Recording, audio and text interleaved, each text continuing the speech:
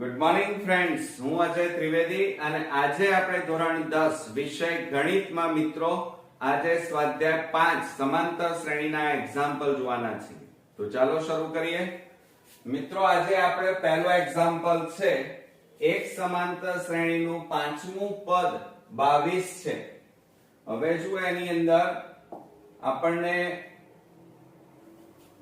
22મું પદ આપણને કીધેલું છે મિત્રો. 22મું પદ આપણને પાંચમું પદ 22 છે અને તેનું 9મું પદ તેના બીજા પદ કરતા 6 ગણું છે. સમજો જરા. પાંચમું પદ 22 અને 9મું પદ તેના બીજા પદ કરતા 6 ગણું છે. તો તે શ્રેણી શોધો. તો ધ્યાન આપજો મિત્રો. હવે ખાસ કે આપણને પહેલા સૌપ્રથમ અહીંયા એમ કીધું છે કે પાંચમું પદ 22 છે. એટલે એનો મતલબ શું થાય? પાંચમું પદ એટલે આપણે ભણી ચૂક્યા છીએ. પાંચમું પદ એટલે A5 થાય મિત્રો. A5 બરાબર 22 થાય. બરોબર. હવે પાંચમું પદ એટલે એની જગ્યાએ આપણે શું લખી શકીએ મિત્રો? તમને ખ્યાલ છે a પ્લસ 5 છે તો એક ઓછો કરવાનો એટલે 4d થાય. પાંચમું પદ, પાંચમા પદનું સૂત્ર શું થાય? a5 બરાબર a પ્લસ અને પાંચમાંથી એક બાદ કરી દેવાનું એટલે 4d થાય. જો અહીંયા 6 હોય તો 6 માંથી એક બાદ કરો, 7 હોય તો 7 માંથી એક બાદ કરો. બરોબર. એટલે અહીંયા આપણને કેટલા મળ્યા? a plus 4d બરાબર 22 મળ્યા અને સમીકરણ નંબર 1 આપ્યું. ત્યાર પછી આપણને અહીંયા શું કીધેલું છે મિત્રો? 9મું પદ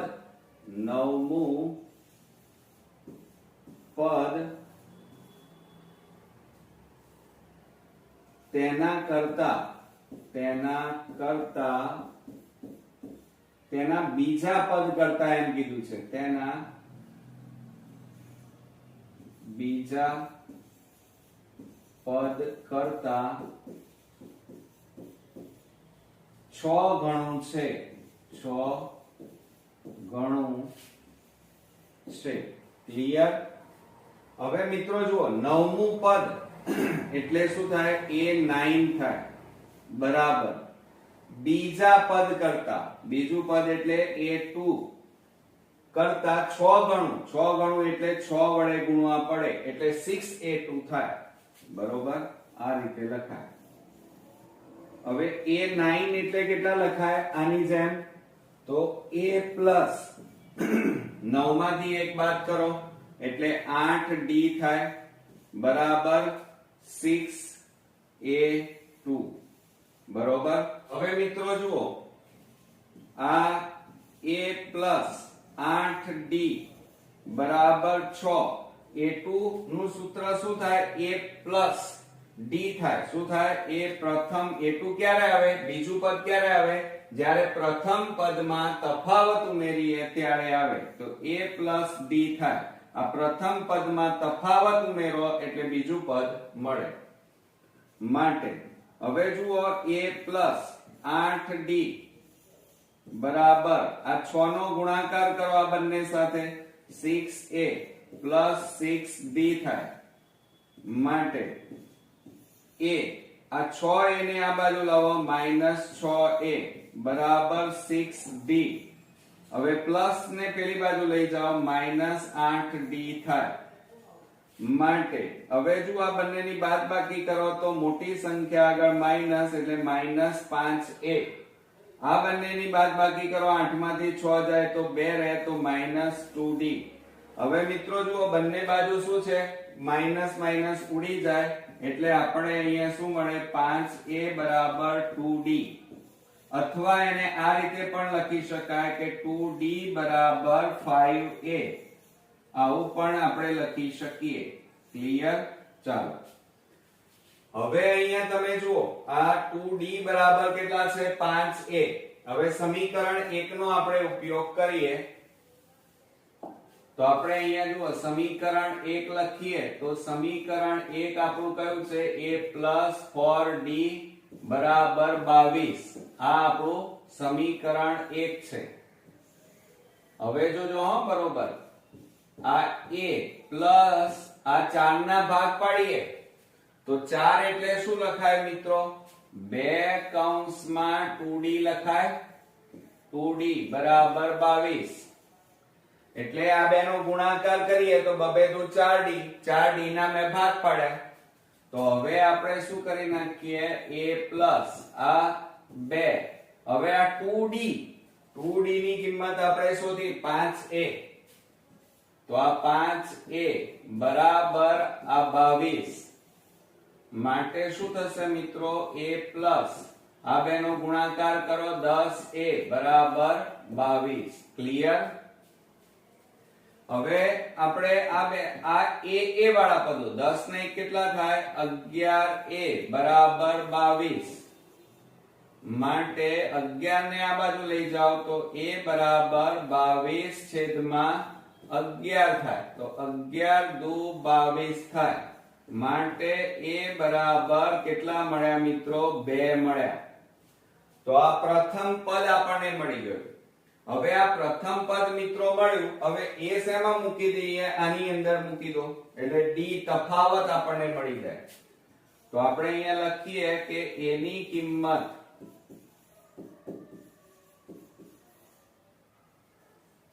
હવે જુઓ a ની કિંમત 2d બરાબર 5a માં મૂકતા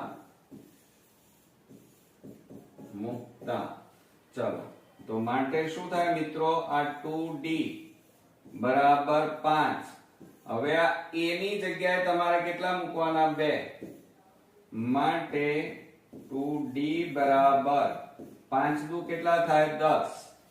હવે મિત્રો આ બે ગુણાકારમાં છે પેલી બાજુ લઈ જાવ તો ભાગાકારમાં જાય તો આપણે અહીંયા લખીએ કે d બરાબર 10 ભાગ્યા 2 ક્લિયર. ચાલો હવે આપણે છેદ ઉડાડો 2 5 10 માટે અહીંયા આપણને d એટલે સામાન્ય તફાવત કેટલો મળ્યો મિત્રો 5 મળ્યો. ઓકે હવે આપણે શોધવાનું શું કહે છે જુઓ તો તે શ્રેણી શોધો એટલે કે આપણે સમાંતર શ્રેણી હવે શોધવાની છે. આપણી પાસે પ્રથમ પદ અને સામાન્ય તફાવત બંને મળી ગયા. તો હવે આપણે શું કરીએ જો અહીંયા તો આપણે હવે સમાંતર શ્રેણી શોધી કાઢીએ. અહીંયા આપણે લખીએ સમાંતર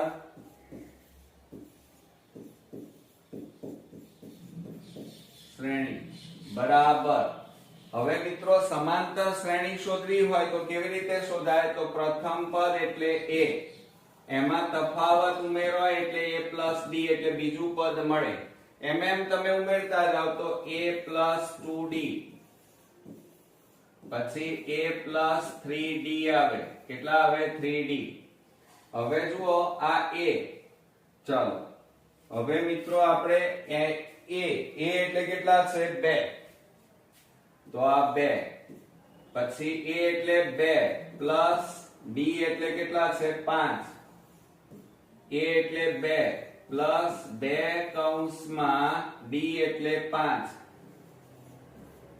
a એટલે 2 પ્લસ 3 કૌંસમાં 5 ચલો બરાબર.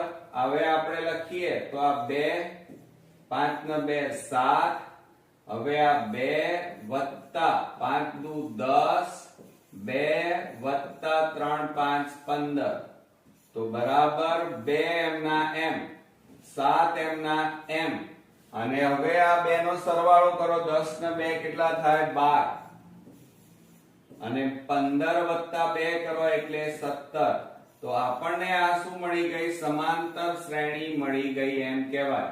ક્લિયર. તો આ આપણો અહીંયા ફાઇનલી શું મળી ગયો મિત્રો જવાબ આપણને મળ્યો એમ કહેવાય. આવડશે મિત્રો. હવે મિત્રો આપણે બીજા નંબરનો દાખલો જોઈએ.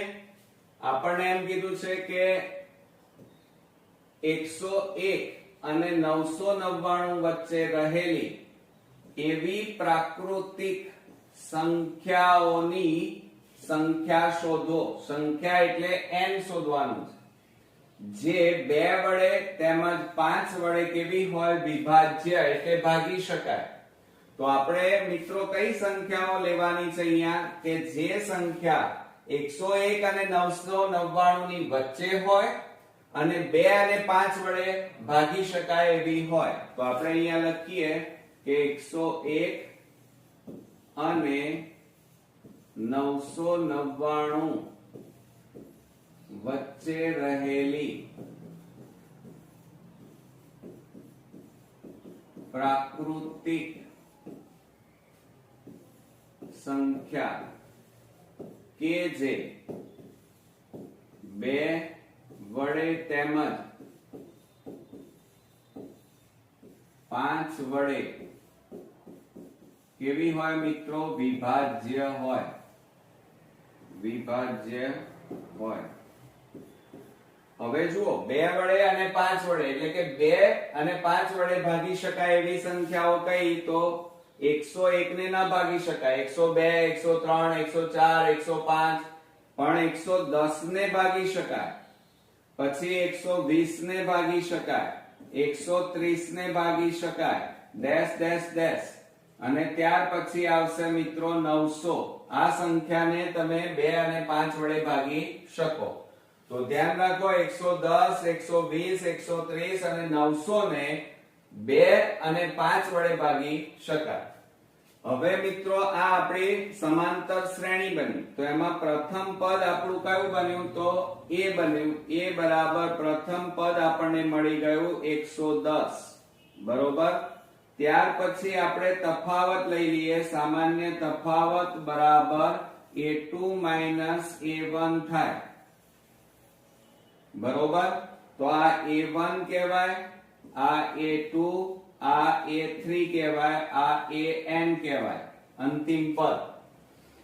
અને આપણે શોધવાનું શું છે? જુઓ અહીંયા કે પ્રાકૃતિક સંખ્યા એટલે આપણે n શોધવાનું છે. તો બસ મિત્રો હવે એકદમ ઈઝી થઈ ગયું. બરોબર. જુઓ હવે આપણે સૂત્ર લખીએ. an બરાબર a plus n minus 1 into d. આ આપણું સૂત્ર થયું. હવે એની અંદર આપણે કિંમતો મૂકી દઈએ તો શું થશે? જુઓ an બરાબર આપણી પાસે છે. જુઓ અહીંયા આપણે અંતિમ પદ, છેલ્લું પદ કયું છે? 900. તો અહીંયા લખી કાઢીએ 900 બરાબર a એટલે 110 વત્તા n આપણે શોધવાના છે અને ગુણ્યા d એટલે તફાવત આપણને શોધવો પડશે. જુઓ તફાવત d કેવી રીતે શોધી શકાય? તો d બરાબર, હવે જુઓ આ a2 છે. a2 બરાબર કેટલા છે? 120. 120 માઈનસ a1 એટલે 110. તો બાદબાકી કરવા તો કેટલા આવે મિત્રો? 10 મળે. એટલે તફાવત d બરાબર આપણને કેટલા મળ્યા? 10 મળી ગયા. હવે આપણે શું કરીશું? ધ્યાન આપો. તો આ 900 બરાબર હવે આ 110 વત્તા આ 10 ગુણ્યા n એટલે 10n થાય અને માઈનસ 10 એકા 10. હવે આપણે જુઓ મિત્રો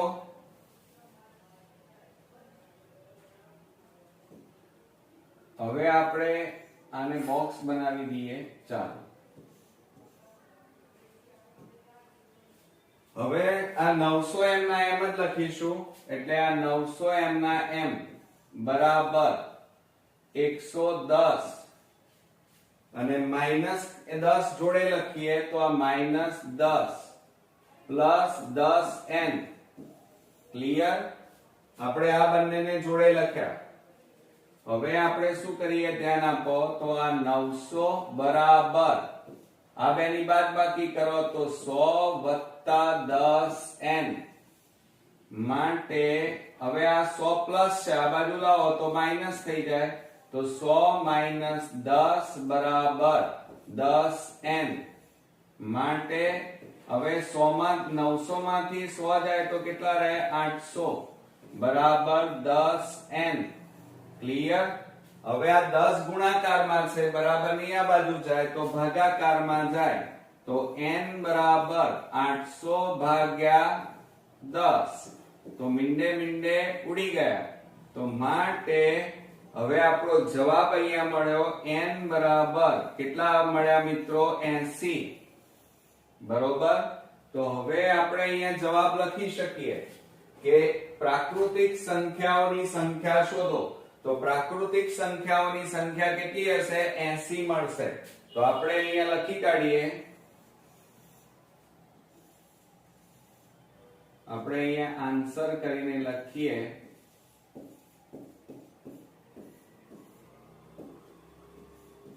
કે પ્રાકૃતિક સંખ્યાઓની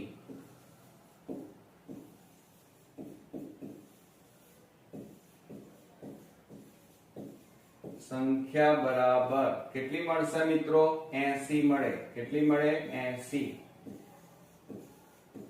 બરોબર. તો આ રીતે આપણો બીજા નંબરનો અગત્યનો એક્ઝામ્પલ અહીંયા પૂરો થયો. નેક્સ્ટ વિડીયોમાં નવા એક્ઝામ્પલ સાથે ફરી મળીએ. ત્યાં સુધી ગુડ નાઇટ ફ્રેન્ડ્સ.